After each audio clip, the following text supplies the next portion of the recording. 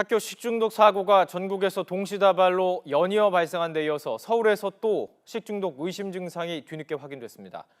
정부가 학교 급식에 대한 긴급 점검에 나섰지만 추가 의심 환자가 또 발생하면서 대량 확산 조짐을 보이고 있습니다. 김태빈 기자의 보도입니다.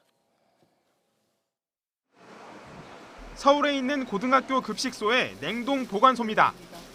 식품의약품안전처 직원이 보관 중인 식재료에 대한 점검을 벌입니다. 언제 가져온 거죠? 네, 오늘 아침에 가져온 거예요. 오늘 아침에요? 네. 조리실에서는 지적사항이 발견됐습니다. 치우셔야 될 것 같아요.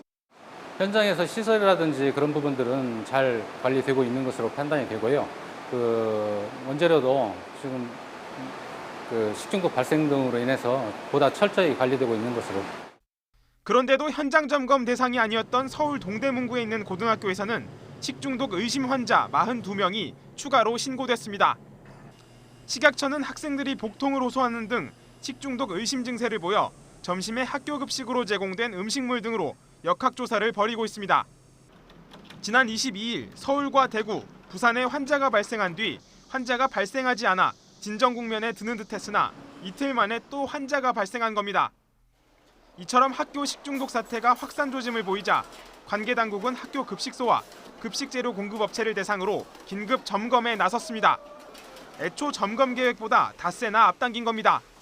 가장 중요한 것은 식재료 점검이고요. 그다음에 조리 과정하고 배식 과정을 앞으로 중점적으로 할 예정입니다. 합동 점검반은 급식시설과 기구의 위생이나 소독 상태와 조리원의 개인 위생 상태 등을 점검합니다. 또 지하수를 사용하는 김치 제조 가공업체와 농산물 세척업체도 관찰 대상입니다. 식약처와 교육부는 이번 긴급 점검을 시작으로 다음 달 9일까지 전국 학교 급식소에 대한 점검을 실시할 예정입니다.